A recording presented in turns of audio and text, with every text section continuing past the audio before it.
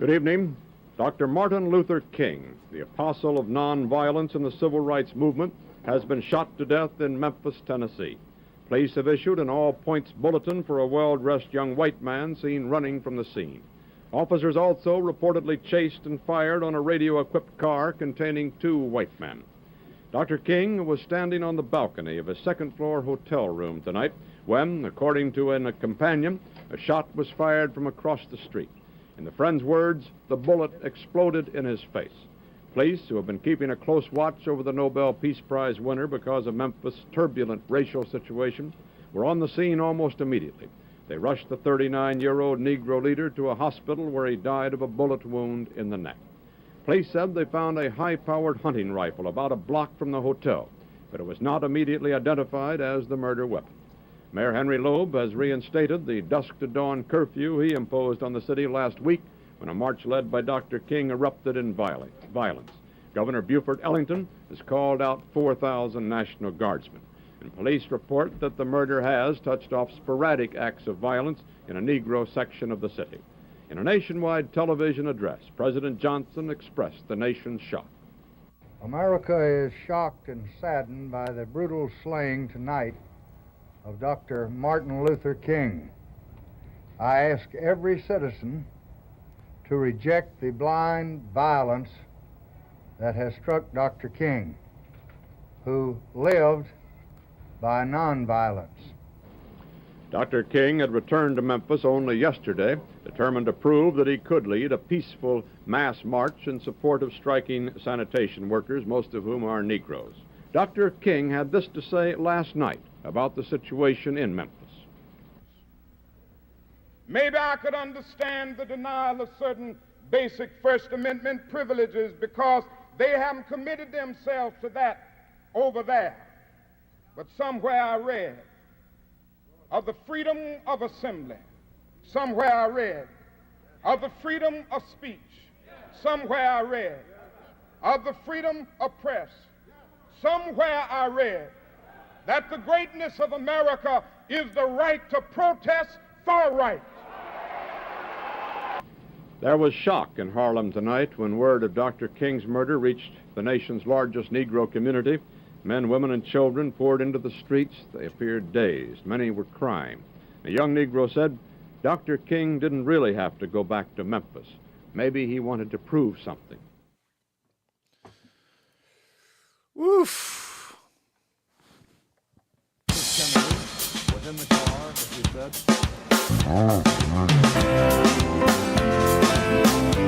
Good morning, my family and friends. This is the longest-running daily variety show on the planet, the Mark Inspire Show.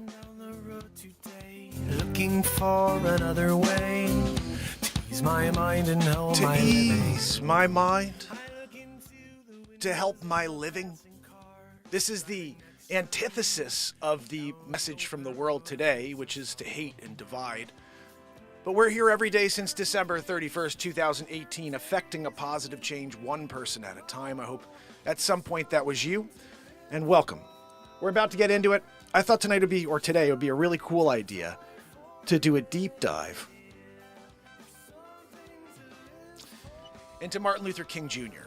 The day he died. We had the news story there from Walter Cronkite. I pulled up his speech. I want to see if I can maybe find a couple of news stories from the day it happened and read those as well, so you can get an idea of what the temperature was in the nation that day. And I kind of like to hear over and over when I see this peaceful he's a peaceful, this guy wasn't trying, he didn't want any sort of violence. Look, let's have a conversation. And today's the day we pay tribute to a man who brought us so far. And all I have to say, I think he'd be a little disappointed to see the way that we're treating all the work he did today in 2024. Just a total disrespect for all the hard work put in, the loss of life, in order to get us as a nation to eventually come together, which I think we were pretty close to doing around 2000, right at the beginning of the 2000s when we elected the first black president in history, twice. So I do think when you have narratives that are just all of a sudden coming out in the news about how everybody's a racist and that nobody likes, it's like it doesn't even play. None of it makes sense. It makes almost as much sense as having a president for 4 years that didn't start any wars, didn't genocide, and then when he's running again, you call him Hitler. It's about that. It makes about as much sense. I just want to point out, though, that violence is something we have to stay away from. We have to learn how to have conversation again. We have voices for a reason. Yeah, we have fists. I know that. And we can use those hands to pull triggers and stuff like that. But conversations need to be had. And in order for people to make progress, you have to talk out your feelings. You can't brute force it. Now, what we're seeing in the world today is a lot of brute forcing, aren't we? Do this or you're going to lose your job. Do this or you're not helping grandma. A lot of weird stuff going on, and we're all trying to get through it. But I would warn you all that we're reliving history. We're rehashing history over and over again. I want to point out a comment that I got on TikTok for one of the pieces I put out the other day about how there's only one color, that we're born of light, and light is a color. And if you look at the spectrum of light, it's every color in order to make pure light, make it pure white light. And that's us. We're every spectrum. We're every single color within that range. And so I made this point, and she's, oh, well, yeah, blah, blah, blah. Well, obviously, you don't see the way the world is. I said, that's my point. Everybody's pushing on this. Everybody's different by their color of their skin. It's not accurate. Can we get Zabrowski to give us a woo here to start the show? Sorry, Zabrowski. I almost didn't point at Zabrowski. Almost didn't point at him. But so anyway, I thought it was interesting that I'm trying to bring us together with these messages. And this person started going after, talking about all these other people that hate. And I said, listen, we have to understand one thing in life. We are here sharing a moment. We can't look back at moments in the past that other people shared and stains in the history, a different moment in history, and people that stained that history, and then blame the people that are living in this moment now for that stained history. You, my friend, are the one staining this moment for the future history. People are going to look back at this moment and say, all those people wanted to just create more division again. It's very simple. We share a moment. This moment right here doesn't stop. We all share the same moment. And in this moment, you're going to find bad people. But we can't blame people from a different moment, a stain in history, and then blame all the people going forward for that. None of that makes any sense at all. That's like if your grandfather murdered someone, we're going to blame you for that too? You have to pay for his sins. It doesn't work that way. The people that lived in that moment, they have to either pay for their sins in that moment or beyond when God steps in to judge. So we don't have the right to go and say every single person right now in this moment is responsible for past events and for past stains in history. We're not responsible for what happened to this amazing man. I'm here trying to shine a light on how amazing he was. So that's what we're going to do today. Martin Luther King is, when I was a kid, yeah, we had Martin Luther King every year. It was just a single day, and we've made a month out of the history, which I think is totally fine. But I wanted to just point out that this man was a leader. He led with peace. It took some horrible human being who was living off of a different period of time and saying, well, 50 years ago, my cousin, none of that stuff matters. When you are living in the moment, you should have taken in what was going on. This man was changing life for everybody. And some piece of garbage came along and took him out. Now, it was probably a group effort, probably a lot of people that were like, we need to get rid of this man. But one person pulled that trigger. One person took the life of an amazing human soul that walked this planet and attempted to bring us together and to get us to understand that it's the content of one's character, not the color of their skin. And it brings us still to today. It's nothing has to do with color of skin. It has to do with content of character. And so I really hope that you take that to heart and you understand that we are the shapers of the future. Because this moment here is where tomorrow starts from. It's not 50 years ago, guys. If we take 50 years ago and continue to beat that into people in this moment over and over, we're living in the past. We can't ever move forward as a society. The only way forward is to understand what happened in the past, make peace with it. Yeah, it wasn't good. But that's why we know it existed, because we'll never let it happen again. That's the perspective you have to take. This event from the past was rotten. Oh my goodness, I can't believe we were acting like that at the time, human beings. But how, pray you, how do you blame every other person walking in 2024 in this timeline, this moment, for something that happened 80 years ago, something happened 300 years ago? How can we even rectify something like that? This is a false narrative from the start. We are not intertwined with the moments of the past. We are connected on this one moment here. And we need to start understand that we can't blame people for the stains of the past right now. That's creating a stain for the future. You don't, I just think we have to start understanding that we are here to connect, guys. We are here to come together. It's that simple. This man, Martin Luther King Jr., attempted to bring us all together with the heart. And he was so eloquent when he spoke. And I think that's what made him such an enigma. Because you had people just like that had this false impression of how amazing every human soul could be. And then they see this man who could speak articulately about how he felt about society, and how he felt about the oppression in society. And guys, it was bad. It was so bad when he was around. We were a messed up country. People were thinking backwards because they were living in the past, how people acted in the 1800s and the 1800s. You know, they didn't understand the psychological ramifications of living in the past and blaming people for past stains. You can't do that. It's not fair to humanity. If we want a way forward, we need to live in this moment and treat people and act on what's happening in this moment. If you see somebody out there that's hating in this moment, that person should be stopped. If you see somebody, no matter what skin color they are, in this very moment trying to bring us all together, what are you talking about anything else then? You should be saying, wow, okay, wait a second. Yeah, let's step back for a second. And let's realize that together we are so strong. So I believe that's why they stopped Martin Luther King Jr. is because together we are so strong. And they needed to stop him. They did not want this to happen, where we're in the year 2000, we're voting in Barack Obama. Those back at the time, they did not want that to happen. I couldn't wait. I remember I was like a 20-something-year-old guy, and I could not wait to have a first black president. I was so excited that we as a nation had graduated from our insanity, and we were willing to bring in the best choice, regardless of skin color. That's how I felt about it at the time. Of course, after 4 years, I was like, we can't have another term. He's terrible. But I'd love to have a beer with the guy. So cool. And they say that's kind of one of the bars you have to get over. Who would you like to have a drink with and like hang out and have a chat with? That's kind of who most people vote for president. So I thought Obama was super smooth, and I voted for him first time around.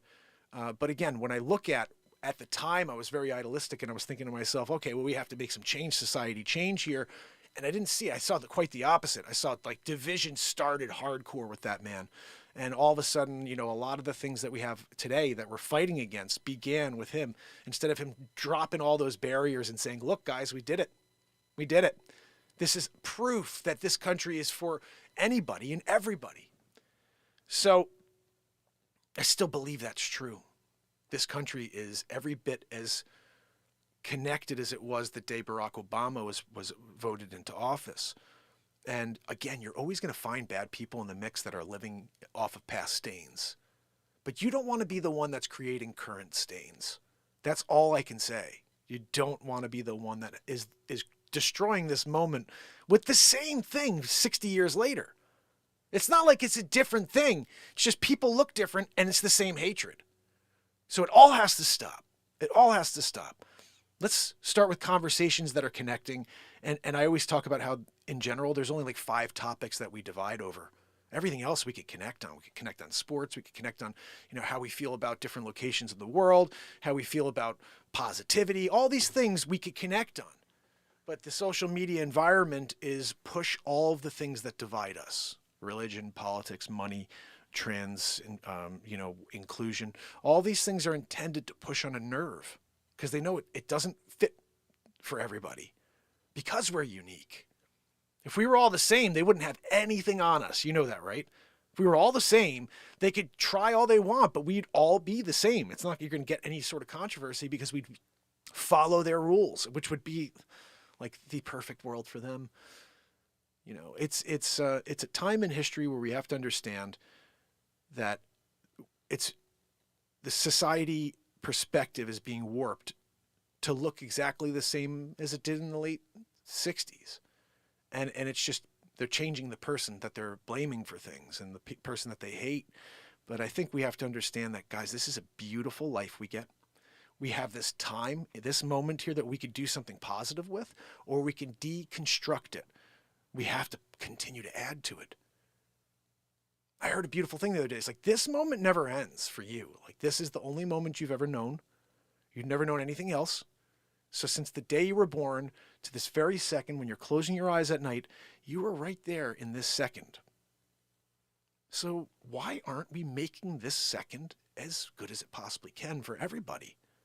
As we move forward, second by second, amplifying people as we go, lifting them up as we walk into a store. Well, giving someone, you know, an opportunity to jump in, you got 10 cars behind you, and you could be the jerk who goes, and then now they're trying to get out for another 3 minutes, or they smile at you. This moment is palpable. There is so much possibility right here. And that's why I want us to understand that the past is something we need to make peace with and reflect on, pay tribute to, and then make this moment that we're in better than that. We want to make this moment better than any past events that we feel terrible about.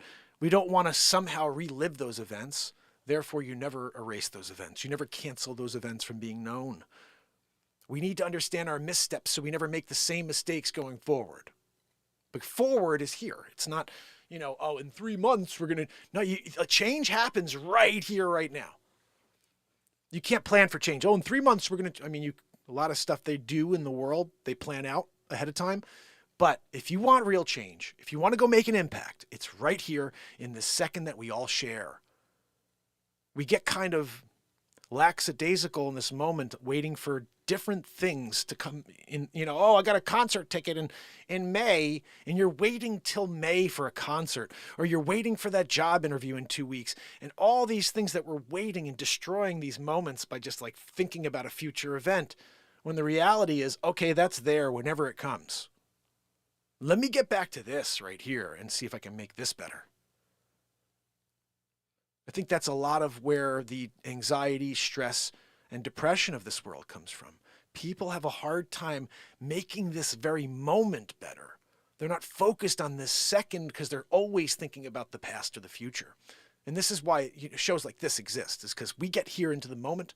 Hopefully you can kind of breathe and then realize, yeah, there's all this other stuff going on in the exterior of my life right now, but I'm at least present. I'm at least present. So I appreciate you watching that Walter Cronkite bit. I'm going to read you a little bit of Martin Luther King's speech. I feel like it's something we need to do. This is a tribute show today. I want to say hi to Deb Denny, Helen Gale, good to see you. And let me see who else is in the house with us right now. I'll go to live chat. There we go. DM Ryan, Barella, and Deb Denny. S. Lee in the house. Remember MLK. Remember MLK. Melchizedek. What is that? Me? I gotta see what that is. Oh, I see. I think it's there's like some sort of, play on words there. So guys, Helen Gale says, the only two people I trust, that's God and his son, Jesus. Yahshua, indeed. So let me just quickly read you one of these stories, or at least a little bit. I thought that we could really dig into the day that he passed, and just talk about it a little bit. This right here is his speech. Let's run through this real quick.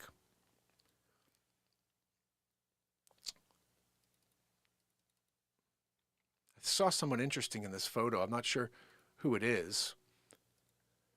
I want to point out while we're looking at this page here, let me get myself on the screen with you. So I want to point out on this page, if you scroll, first of all, this is his entire speech. It's pretty long. I don't know if I'm going to read the whole thing, but I will read a few pieces of it. Civil rights leader Martin Luther King Jr. addresses the crowd at the Lincoln Memorial in Washington, D.C., where he gave his I Have a Dream speech on August 28, 1963. as a part of March on Washington. So, guys, this marks, they have the whole transcript here. Now, this was from originally 2000. Oh, they updated on 2023. Huh. It was originally written in like 2010, I think. Monday marks Martin Luther King Jr. Day. Below is the transcript of his celebrated I Have a Dream speech. It was delivered on August 28th, 1963, on the steps of the Lincoln Memorial. NPR's Talk of the Nation aired the speech in 2010. Listen to that broadcast at the audio link above. Now, can I just point out here, I'm not sure if you guys can see close enough, but dude over here, can you see my little cursor? I'm not sure if you can see my cursor. Right above, let's call it under Lincoln's right foot, okay? There's two white dudes. The guy who's looking to the left, to his left, what is David Duchovny doing there? Right. Hold on. Let's see if I can make David Duchovny look a little bigger.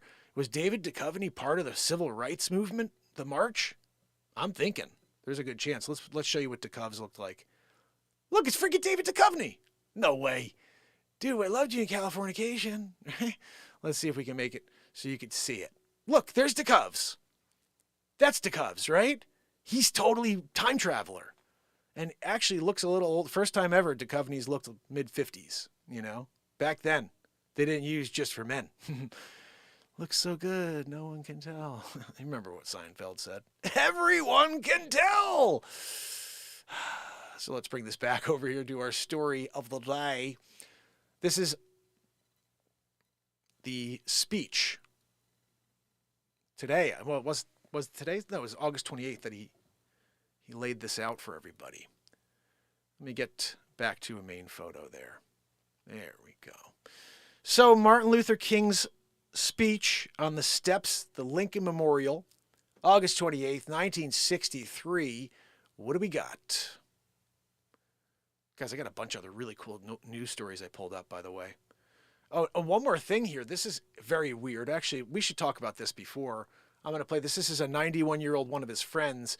This is kind of like really creepy, weird information, but let's just go through it real quick. Another news story here. So, Dr. Martin Luther King Jr. made a playful comment about being shot moments before his death, doctor reveals. So let's see if we can read that and see what that was all about. Oh, goodness. The stomach is growling when you're hungry this morning and you're here doing a show, you know. 50 years ago. Well, that's the other one. Joanne, where's the... Oh, thank you, Joanne. And Joanne, please do me a favor. Keep the wheeze down back there. Guys. Oh, my goodness.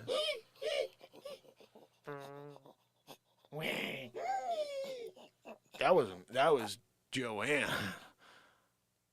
Anyway, guys, okay, the topic of death was on Martin Luther King's mind the day he was born, or the day he was killed. According to a documentary re-airing on the CW Monday titled I Am MLK Jr., one of the King's confidants, Andrew Young, shared details of a previously unknown conversation that took place between the civil rights leader and reporters just moments before he was assassinated. Young, 91, recalled that a group of reporters were with him and King in Memphis on April 4th, 1968. When one reporter joked, "Andy, I know you don't like us getting in your face with the camera, but I've got to keep a camera on Dr. King because if he gets shot, I don't get a picture of it, I'll lose my job." Martin thought it was funny, and he said, "Now, I'll tell you what's going to happen. They might take a shot at me, but one of y'all is going to get in front and take it for me." Young shared of King's response to the quip. Then somebody knocked on the door and said, "You're supposed to be at dinner at 6 o'clock. You need to get dressed." And soon after King was shot and killed while standing on a balcony at the Lorraine Motel. So crazy. Young, a former UN ambassador, also remarked on the civil rights leader's temperament on the day of his death.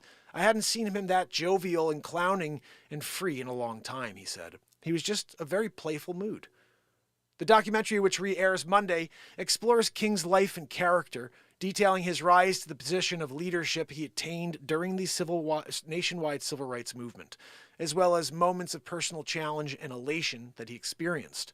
Several other activists speak on King's lasting legacy in the film, as well as writers and outspoken celebrities. So if you guys want to check that out, I think it's going to probably be re-airing tonight, I would imagine. So that happened, right? Let's get to the speech. gosh, I should have eaten something. It's like the stomach won't stop growling now. And I got to look at Taylor Swift. Gosh almighty. I know you guys like it, yeah, but I'm just saying, like, we're doing a news story here. Here we go. Dr. Martin Luther King and the famous speech, I Have a Dream. I'm not doing it in its entirety, though, guys, because it's like 7 hours long. So let's just get into the meat, right? I may skip through. 50 years ago, a great American, in whose symbolic shadow we stand today, signed the Emancipation Proclamation. This momentous decree, as a great beacon of light of hope to millions of Negro slaves who had been seared in the flames of withering injustice. It came as a joyous daybreak to end the long night of their captivity.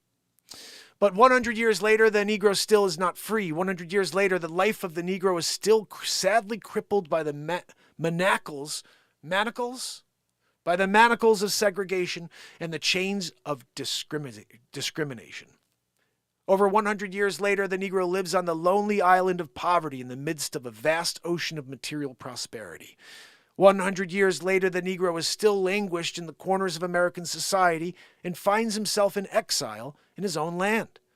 And so we've come here today to dramatize a shameful condition, in a sense where we've come to our nation's capital to cash a check. When the architects of our republic wrote the magnificent words of the Constitution and the Declaration of Independence, they were signing a promissory note to which every American was to fall heir. This note was a promise that all men, yes, black men as well as white men, would be guaranteed the unalienable rights of life, liberty, and the pursuit of happiness. It is obvious today that America has defaulted on this promissory note insofar as her citizens of color are concerned. Instead of honoring this sacred obligation, America has given the Negro people a bad check, a check which has come back marked insufficient funds. But we refuse to believe that the bank of justice is bankrupt. We refuse to believe that there are insufficient funds in the great vaults of opportunity in this nation. And so we've come to cash this check. A check that will give us, upon demand, the riches of freedom and security of justice. We have also come to his hallowed spot to remind America of the fierce urgency of now. This is no time to engage in the luxury of cooling off or to take a tranquilizing drug of gradualism. Now is the time to make real promises of democracy. Now is the time to rise from the dark and desolate valley of segregation to the sunlit path of racial justice. Now is the time to lift our nation from the quicksands of racial injustice and the solid rock of brotherhood. Now is the time to make justice a reality for all of God's children. It would be fatal for the nation to overlook the urgency of the moment. The sweltering summer of the Negro's legitimate discontent will not pass until there is an invigorating autumn of freedom and equality. In 1963 is not an end, but a beginning. Those who hope that the Negro needed to blow off steam and will now be content will have a rude awakening if the nation returns to business as usual. There will be neither rest nor tranquility in America until the Negro is granted his citizenship right. The whirlwinds of revolt will continue to shake the foundations of our nation until the bright day of justice emerges. If you guys on TikTok want to see this a little bit better, head over to YouTube. This is Martin Luther King Jr. speech. I was tempted to just read you guys a little bit of this, but this is really powerful stuff. So I'm going to read probably all of it for you. I hope you're enjoying it. Here we go. But there is something I must say to my people who stand on the warm threshold which leads into the palace of justice. In the process of gaining our rightful place, we must not be guilty for wrongful deeds. Let us not seek to satisfy our thirst for freedom by drinking from the cup of bitterness and hatred. Whoa! Guys, that's why I told you. This is why I know Martin Luther King, if he was around today, he would be very upset with the bitterness and hatred that's in the world. Because he's telling you right here, let us not seek to satisfy our thirst for freedom by drinking from the cup of bitterness and hatred. We must forever conduct our struggle on the high plane of dignity and discipline. We must not allow our creative protest to degenerate into physical violence. Again and again, we must rise to the majestic heights of meeting physical force with soul power. Soul force. Sorry, wait a second. Again and again, we must rise to the majestic heights of meeting physical force with soul force. Do you hear what he's saying there? Open your heart. That's when the love needs to shine. You don't show up with physical force. You show up with light, soul force. Beautiful. Beautiful, MLK. Amazing. The marvelous new militancy which has engulfed the Negro community must not lead us to a distrust of all white people. Guys, are we listening to this? For many of our white brothers, as evidenced by their presence here today, have come to realize that their destiny is tied up with our destiny. Thank you. One color. We are all together on this, people. And if we get in this moment right here, right this very second, we are together. Don't let the stains of the past create stains of today. And they have come to realize that their freedom is inextricably bound to our freedom. We cannot walk alone. And as we walk, we must make the pledge that we shall always march ahead. We cannot turn back. Which is what we've been doing for the last 5 years. There are those who are asking the devotees of civil rights, when will you be satisfied? We can never be satisfied as long as the Negro is the victim of the unspeakable horrors of police brutality. We can never be satisfied as long as our bodies, heavy with the fatigue of travel, cannot gain lodging in the motels of the highways and the hotels of the cities. That's done, which is great. We cannot be satisfied as long as the Negro's basic mobility is from a smaller ghetto to a larger one. We can never be satisfied as long as our children are stripped of their selfhood and robbed of their dignity by signs stating "for whites only." We cannot be satisfied as long as the Negro in Mississippi cannot vote and a Negro in New York believes he has nothing for which to vote. No, we are not satisfied. We will not be satisfied until justice rolls down like waters and righteousness like a mighty stream. I am not unmindful that some of you have come here out of great trials and tribulations. Some of you have come from fresh, narrow jail cells. Some of you have come from areas where your quest for freedom left you battered by the storms of persecution and staggered by the winds of police brutality. You have been the veterans of creative suffering. Continue to work with the faith that unearned suffering is redemptive. So go back to Mississippi. Go back to Alabama. Go back to South Carolina. Go back to Georgia. Go back to Louisiana. Go back to the slums and the ghettos of our northern cities, knowing that somehow this situation can and will be changed. Let us not wallow in the valley of despair. I say to you today, my friends. So even though we face the difficulties of today and tomorrow, I still have a dream. It's a dream deeply rooted in the American dream. I have a dream that one day this nation will rise up and live out the true meaning of its creed. We hold these truths to be self-evident, that all men are created equal. I have a dream that one day on the red hills of Georgia, the sons of former slaves and sons of former slave owners will be able to sit down together at the table of brotherhood.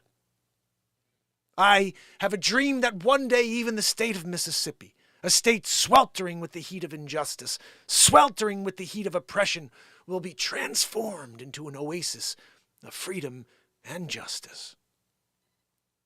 I have a dream that my 4 little children will one day live in a nation where we will not be judged by the color of their skin, but by the content of their character. I have a dream today. I have a dream that one day down in Alabama, with its vicious racists, with its governor having his lips dripping with the words of interposition and nullification, one day right down in Alabama, little black boys and black girls will be able to join hands with little white boys and white girls as sisters and brothers. I have a dream today. I have a dream that one day every valley shall be exalted, every hill and mountain shall be made low, and rough places will be made plain, and the crooked places will be made straight. The glory of God shall be revealed, and all flesh shall see it together. Sounds a lot like what I was saying, but more eloquent. This is our hope. This is our hope. This is the faith that I go back to the South with. With this faith, we will be able to hew out the mountain of despair, a stone of hope. With this faith, we will be able to transform the jangling discords of our nation into a beautiful symphony of brotherhood. With this faith, we will be able to work together, to pray together, to struggle together, to go to jail together, to stand up for freedom together, knowing that we will be free one day. This will be the day when all of God's children will be able to sing with new meaning, "My country, 'tis of thee, sweet land of liberty. Of thee I sing. Land where my fathers died, land of the pilgrim's pride, from every mountainside let freedom ring." And if America is to be a great nation, this must become true. And so let freedom ring from the prodigious hilltops of New Hampshire. Let freedom ring from the mighty mountains of New York. Let freedom ring from the heightening Alleghenies of Pennsylvania. Let freedom ring from the snow-capped Rockies of Colorado. Let freedom ring for the curvaceous slopes of California. But not only that. Let freedom ring from Stone Mountain of Georgia. Let freedom ring from Lookout Mountain of Tennessee. Let freedom ring from every hill and molehill of Mississippi, from every mountainside. Let freedom ring. And when it happens, when we all allow freedom ring, when we let it ring from every village and every hamlet, from every state and every city, we will be able to speed up that day when all of God's children, black men and white men, Jews, Gentiles, Protestants, Catholics, we will all be able to join hands and sing in the words of the old Negro spiritual, free at last, thank God Almighty, we are free at last.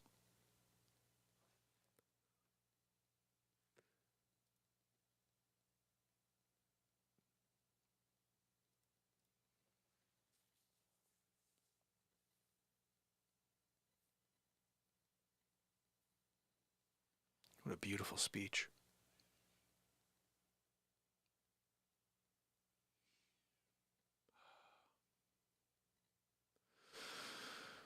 Oh, goodness. Hope you guys enjoyed that. I never read the full speech before for you guys. I think last year I read just the I Have a Dream part. So that was the entire speech, Martin Luther King Jr. I tried to speak it with as much passion as I could. I think the words are beautiful. I think everything he said still rings true today. We have to understand when we're trying to fight for our freedom, when we're trying to fight for equality, you have to learn not to also breed hatred and division. And this is a powerful message within his message. So you have to, okay, look, this is going on. You can't just hate all people, all white people or whatever, just because of some group. Again, he didn't mention it, but blaming people for the stains that they left in history when you're in a different moment with everybody else, like we're not in that moment. We have to learn from that moment, but we don't want to create new stains for a future generation by saying, oh, well, in 2024, the white people were really bad. It's like, look, they were in the 60s for sure. I mean, clearly, I don't know if it was all, but it wasn't. There was just a lot of really messed up mentality at the time. And it's all learned. None of this stuff is real. That's my point. That's why I was making this content originally. I've seen many great videos where you see this 3-4-year-old kid and the mom's just to make a point. She's like asking questions about color. They don't even see it. Kids don't see that. The mom said, what's the difference? She said, what color are you? She goes, peach. And that's funny. That's true. I always thought the same thing. I was like, I'm peach. She goes, I'm peach. And she goes, oh, that peach, that's a nice color. She goes, yeah. And she goes, what about your teacher, blah, blah, blah. And she goes, oh, she's brown. She goes, oh, really? What's the difference? She goes, nothing. And I was like, bingo, nothing. And it's like, if you could just think for yourself, if the ultimate goal was distract people from the one thing that exists, this right here is the only thing that exists. We share this moment that continues throughout our entire lives. So the goal would be, if the people who own this moment or run this moment, if the goal was keep everybody away from the thing that you could actually make change in, which is the second, like, wouldn't you do stuff like this? Get everybody to hate each other over things that don't exist? Guys, you could create so much division just by pointing out difference in people. That's why we're so awesome. It's because everyone's unique. Everyone has something amazing to offer this world. It doesn't matter what it is, as long as it's something beneficial that you could leave for the future. Remember, we're trying to move forward together. And I like this idea of thinking about the past as stains. There are these stains in the past, all this evil, all these bad people that created negative momentum by creating narratives that we still push on today. It's like, okay, well, what do we want to do? We want to keep living in the past. These people who lived 50, 80, 100, 200, 300 years ago, living in a whole different moment. Their moment was also moving, and they were all together in that moment moving. Yeah, and there was a bunch of shitty people in there. You look back and you reflect. But who's with you in this moment right now? And if you sit there and you look in the mirror and you're like, in this moment right now, I see people out there working hard, trying to bring people together. And I'm a guy who's like, I hate you because of something 400 years ago. You have to realize you're creating a stain in this very second here that later on in the future, people are going to look at with disgust. And they're going to say, why are we looking into the past when we're living right now? It's like we regurgitate the same crap. Nobody wants to realize the reality. There's only one moment. We're there in it right now. And then everything else is just either going to take you out of this moment, or it's going to destroy this moment, because all you're going to do is try to compare that to this. You can't compare that to this. This is the only thing that's fresh. We control where this moment goes. So in this moment, if we're just bashing on this concept of hatred and division, it's like, oh, look, I don't like you. I don't like you. It's like, guys, we're right here in this moment throwing all that hate out there. What is going on? What are we doing? Center yourself and say, okay, what's the path forward here? Make everybody my brother and sister. I don't give a crap what happened yesterday. I can't change it. You can't change it. We can grapple with this moment right here and make it the best possible moment. You're telling me that if the entire planet in this very second right now just decided to say, you know what, the past happened, we can't change it, we learn from it, and right now, guys, if we all just live at this level and we start looking at everybody as my brother and sister, I don't care what happens, just in this moment, I'm just asking you, play along for a second. We are, from this moment forward, going to just look at every single soul as one color. We are a soul. We are pure light. We come from that pure light, that source of energy. And before, we are distributed around the planet to different locations, which then divides us because we're brought into ideology and different indoctrination from our parents. Prior to that, we come from the source energy together. And then God's first kind of gag is, let me put them on this planet so they can figure out how to come back together. So they can figure out how to rise above all their different ideologies from the locations I put them, and then realize that they came from me. And that me is right here in this very second. Let's see if they can find me. That's the way I see it. God is here. Why would he be anywhere else? This is the only moment that exists. Why would God be in the past? Why would God be in the future if this very second that we are sharing right now is the only thing that exists and we share it our entire lives? And beyond us, this moment continues on beyond us because this moment is the creation. It is the end. It's everything. It's all at once. We can't see that. Frequency, it keeps us on this one path. But the day Abraham Lincoln signed the Emancipation Proclamation, the day Jesus was killed, murdered, it's right here. This is it. This is the moment that it happened.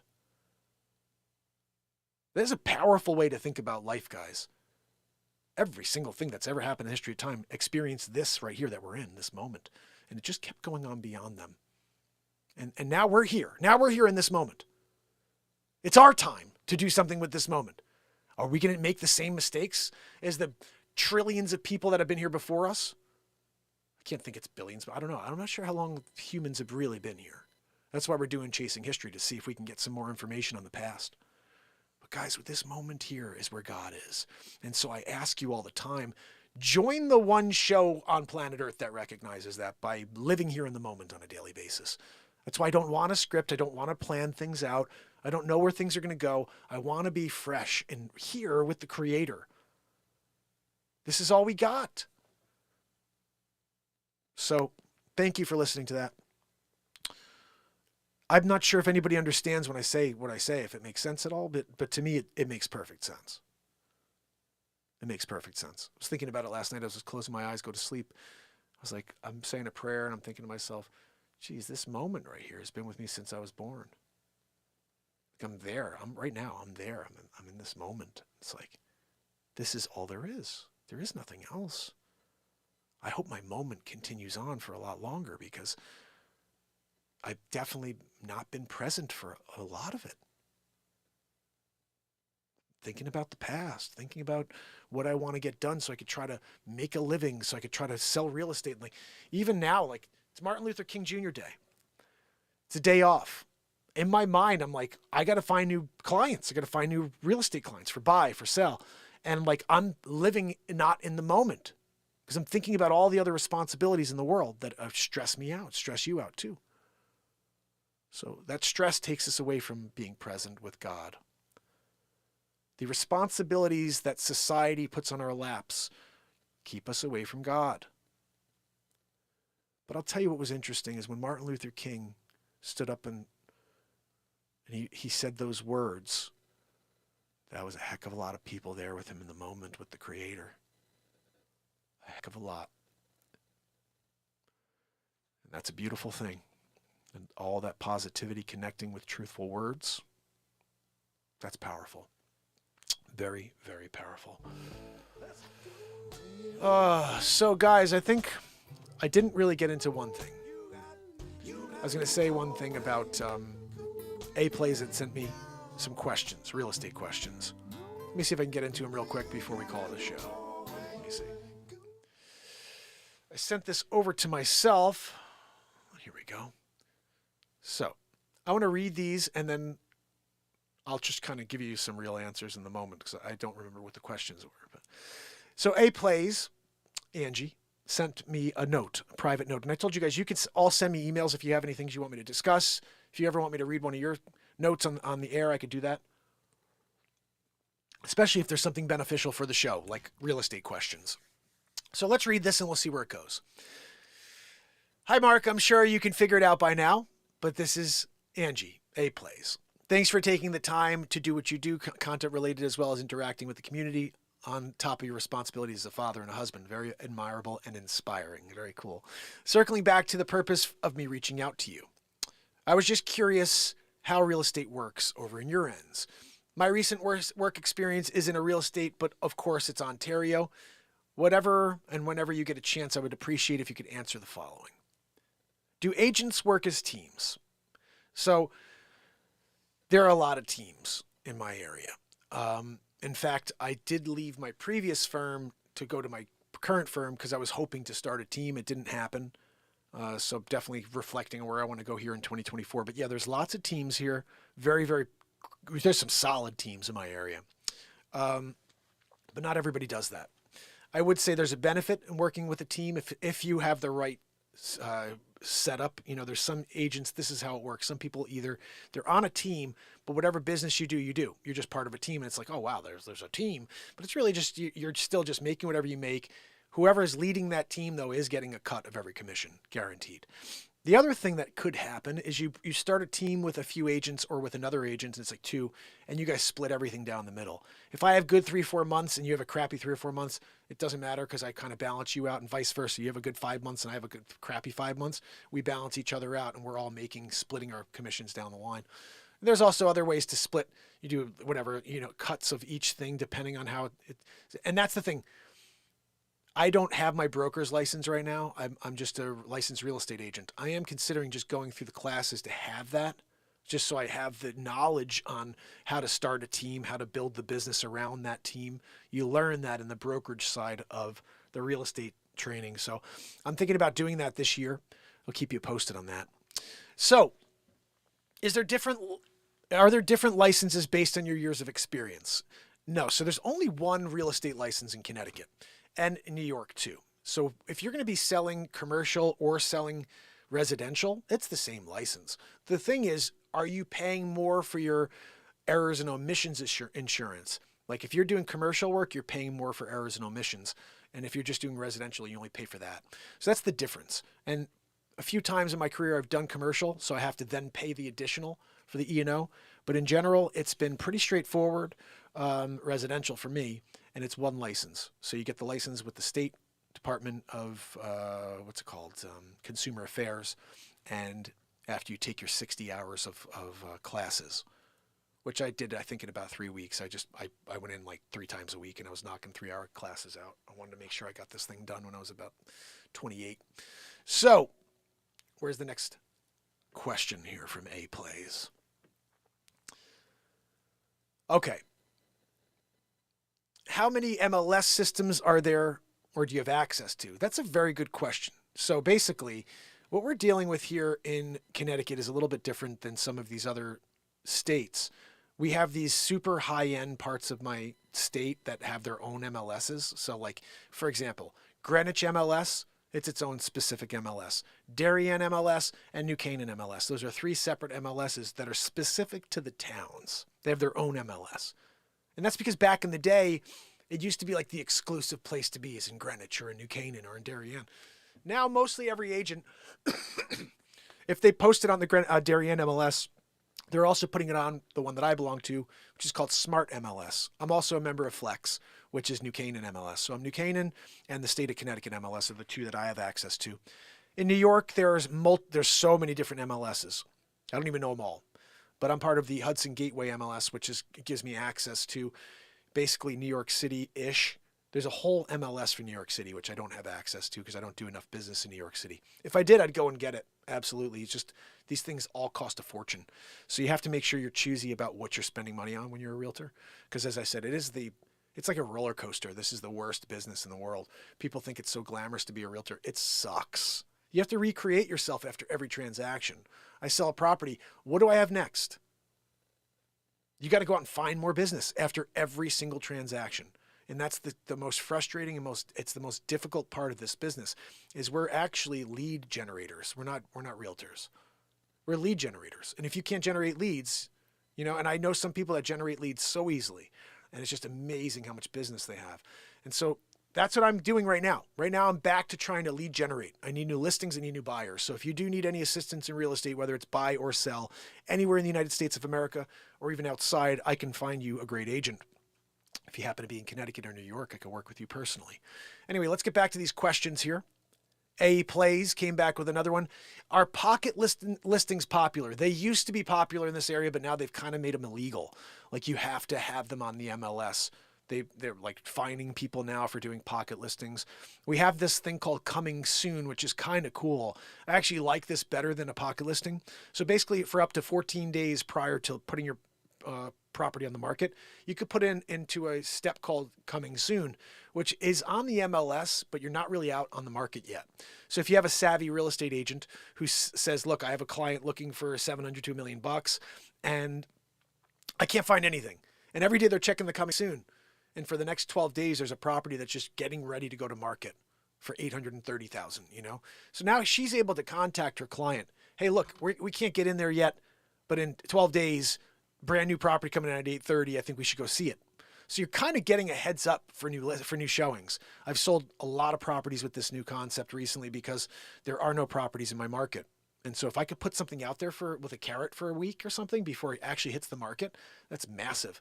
So Coming Soon, I love. I suggest to every client I work with, we should put it on Coming Soon for at least 3 to 5 days because that's going to get some new people to see this property. But pocket listings are kind of frowned upon in 2023, 2024. And it's because they don't want to have any legal issues with people who don't know about things.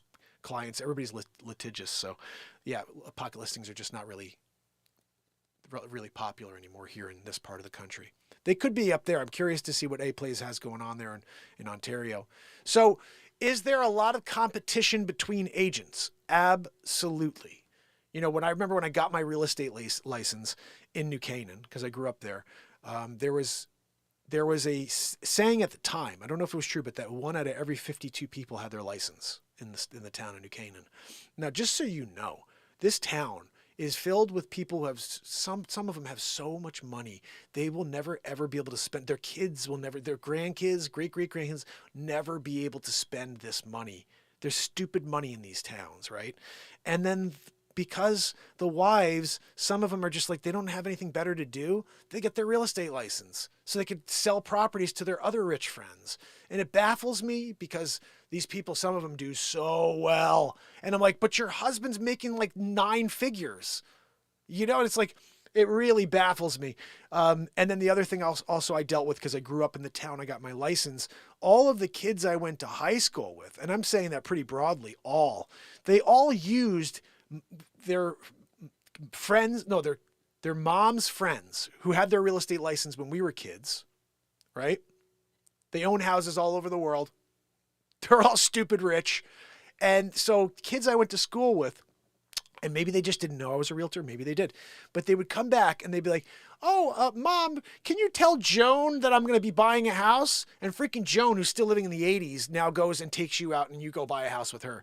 I was there as a young guy, 3 kids, and busting my tail, wearing a suit every single day. And I was like watching all this business get done. All these people I went to school with, like, yeah, I moved back to town. I'm like, well, and you used your friend, your mom's friend? Who has a house in Nantucket already? Like, what are we talking? People are so, I don't understand people. You know, it's like you see a guy hustling with 3 kids, busting his tail off, working every day of the year, and you give the business to your mom's friend who's super rich. Like, ugh, I still have a bad taste in my mouth. A lot of the kids that I think did know I was a realtor, and they're just like, we're going to use my mom's friend instead. I don't want my mom's friend mad at me. Who the frick cares? She's stupid rich. She doesn't need your money, okay? I'm out there with 3 kids hustling. Believe me, I got college coming up. I got private school for my son. It's like, yeah, I need to sell a crap load of real estate every day of my life. So please don't ever think that I don't need business. I need it every day. Send it my way and I'll take care of it. And that's the thing. You have to be able to step up and do the work. I'm ready to do the work. So if you do need any assistance, let me know. But that baffled me. Definitely back about when I was starting in this business, and I'd go on almost every day on Facebook and I'd post a property was on the market or something in order to just show people I'm out there selling. And I couldn't ever connect with people I went to school with. It was just really weird. Anyway, let's see what the next question was from A Plays. What type of properties are popular in your area? Single family homes, condos, commercial. So basically what we have here is a mix of everything. I would say that we're in an area which is mostly single family homes. This is, they call it the Gold Coast here in Connecticut. A lot of really beautiful neighborhoods and towns. There's also just regular towns. I mean, you can go and move into a town like Bridgeport, Connecticut. You can move into New Haven, Connecticut. These are like big cities, and it's very, very affordable to get in.